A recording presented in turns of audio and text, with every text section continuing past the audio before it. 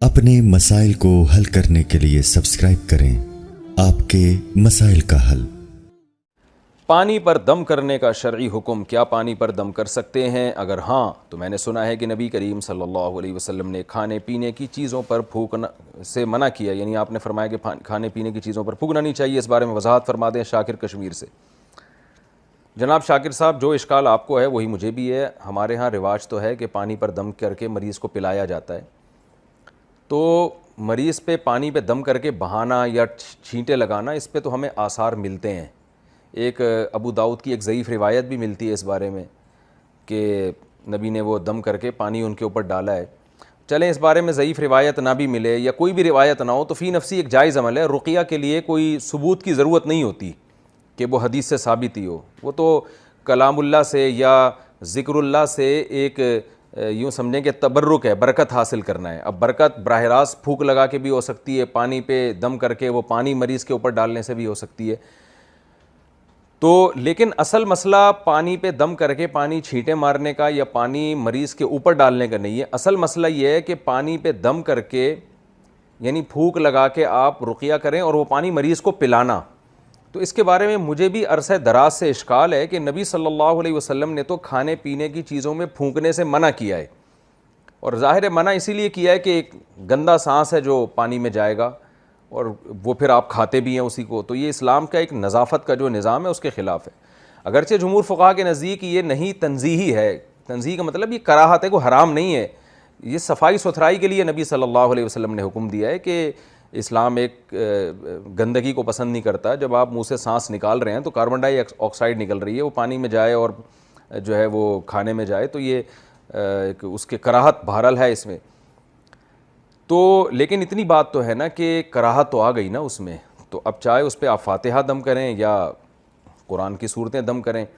تو عرصہ دراز سے مجھے اشکال ہے، تو اصحاب علم، دیگر اصحاب علم سے آپ رجوع کریں اس بارے میں، اگر کوئی دلیل ملتی ہے یا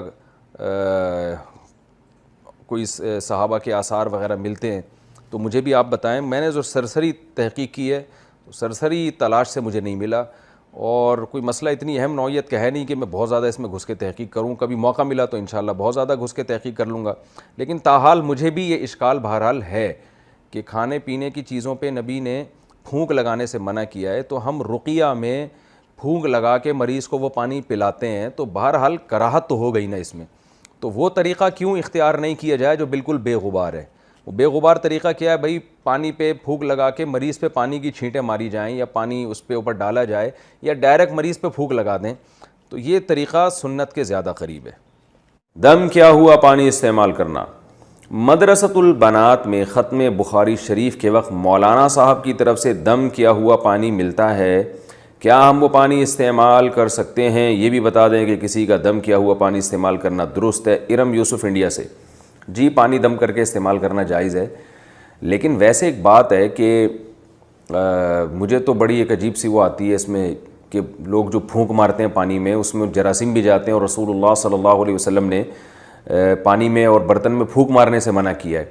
تو اور اس کی وجہ یہی ہے کہ جب آپ پانی میں پھونک ماریں گے تو جمس جائیں گے اس میں۔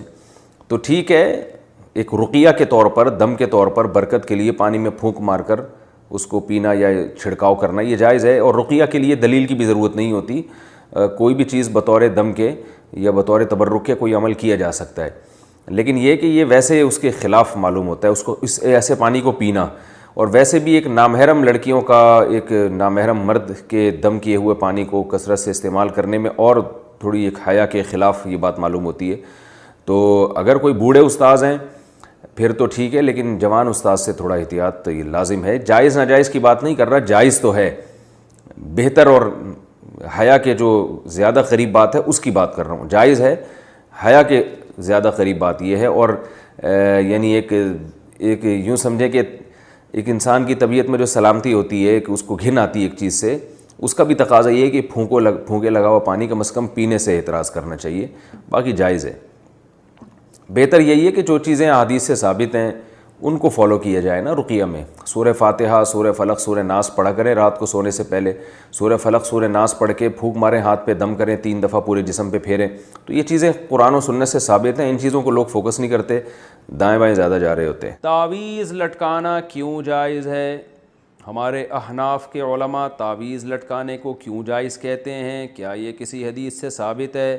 جبکہ دوسری طرف اہل حدیث علماء اس کو شرک کہتے ہیں، جو سب سے بڑا گناہ ہے.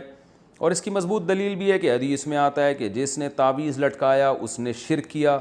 شمس الرحمن بنو سے، جناب شمس الرحمن صاحب، اگر اہل حدیث علماء کہتے ہیں کہ تعویذ لٹکانا شرک ہے، تو جس حدیث سے وہ دلیل پکڑ رہے ہیں نا، اسی حدیث میں رقیہ کو بھی شرک کہا گیا ہے، یعنی دم کرنا.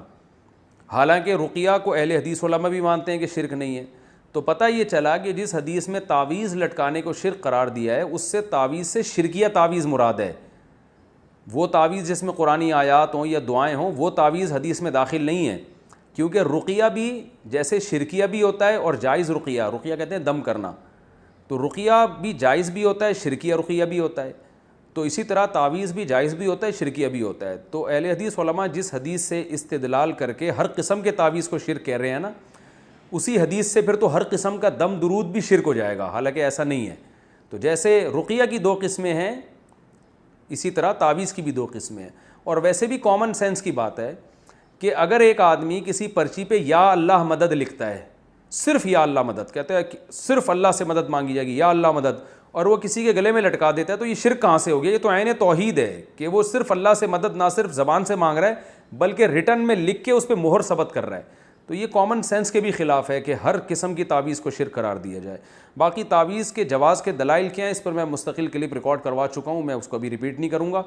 پھر بھی ایک بات ضرور ہے کہ یہ عمل پسندیدہ نہیں ہے. بہرحال یہ ذہن میں رکھیں، اللہ سے مدد مانگیں زبان سے، پرچی لکھ کے لٹکانے کی کیا ضرورت ہے؟ بس زبان سے مدد مانگیں، اس کی زیادہ فضیلت ہے، دعا کی فضیلت ہے. جو لوگ تعویذ گنڈوں میں پڑھتے ہیں تو وہ میں نے دیکھا ہے ان کا ایمان بہرحال کمزور ہو جاتا ہے اور وہ اسی میں لگے رہتے ہیں. تو اس لیے ہمارے علماء بھی اس کی گنجائش دیتے ہیں کہ اگر لوگوں کو تعویذ نہ دیا جائے تو وہ خالصتاً پھر جاہل پیروں کے پاس جا کے شرکیہ تعویذ لینا شروع کر دیتے ہیں. ورنہ یہ عمل شریعت میں کوئی زیادہ پسندیدہ نہیں ہے. نبی صلی اللہ علیہ وسلم نے فرمایا میری امت کے 70,000 لوگ ایسے بغیر حساب کتاب کے جنت میں داخل ہوں گے جو تعویذ اور رقیہ وغیرہ سے بچا کرتے تھے. تو امام نووی رحمہ اللہ نے اس کی تشریح میں لکھا ہے کہ جو جائز تعویذ سے بھی بچتے ہیں وہ اس میں داخل ہیں. بہرحال تشریح میں حدیث کی اختلاف ہے. تو الحمدللہ میرا اپنا عمل یہ ہے کہ کیسی گھر میں بیماری آ جائے، کچھ بھی ہو جائے، میں الحمدللہ کبھی پرچی نہیں لٹکاتا، نہ بچوں کو میں نے کبھی تعویذ لٹکانے دیا ہے. میرا اپنا ذاتی عمل یہی ہے کہ کوئی بہت مجبور ہوگا تعویذ مانگے گا تو میں اس کو لکھ کے دے دیتا ہوں، کیونکہ کمزور ایمان والے لوگ ہیں تو نہیں دو تو کہیں شرکیہ تعویذ نہ لے لے جا کے. اپنا عمل یہ ہے کہ میرے جتنے بچے ہیں، میں خود بھی، گھر والے بھی، میں کبھی کسی کو تعویذ نہیں پہننے دیتا. اس کو میرے ہاں تو ایسا ہے جیسے یہ پتہ نہیں کتنا بڑا جرم کر لیا کہ بھائی ہم کیوں ان چکروں تعویذ گنڈوں میں پلیتوں ان چکروں میں کیوں پڑیں. کوئی میں کبھی دیکھتا ہوں بچے اپنے ننیال گئے کہیں، کوئی پرچی تعویذ لٹکا کے لے آیا، ادھر ہی میں ایسے پکڑ کے ایسے کھینچتا ہوں اس کو، بولتا ہوں کچھ بھی ہو جائے، بھلے جن چڑیل بھوت ہی آ جائے، اللہ نہ کرے بھوت بھی آ جائے گا پھر بھی تعویذ نہیں لٹکانا، جاؤ ایسی کی تیسی. ایسے انسان تمیز زندگی گزارے، کچھ نہیں ہوتا انشاءاللہ کوئی جن چڑیل بھوت. اور پھر جن چڑیل بھوت خود ہی اپنا راستہ تبدیل کر لیتے ہیں، آتے ہی نہیں. وہ دیکھتے ہیں ایسے لوگوں کو جو اس قسم کے کمزور ایمان ہوتا ہے نا، وہیں زیادہ آتے ہیں. تو ان چکروں میں نہ پڑیں. جو سنت عمل ہے، سورہ فلق، سورہ ناس رات کو ہاتھ پہ دم کر کے اپنے اوپر پھیر لیا کریں، بچوں پہ پھیر لیا کریں. مشہور دعا ہے اعوذ بکلمات اللہ التامہ من کل شیطان وہامہ ومن کل عین لامہ. یہ دعائیں پڑھا کریں. بسم اللہ الذی لا یضر مع اسمہ شیء فی الارض ولا فی السماء وہو السمیع العلیم. خاندانی دعائیں بس یہ پڑھا کریں، کافی اتنا. اللہ تعالیٰ عمل کی توفیق عطا فرمائے.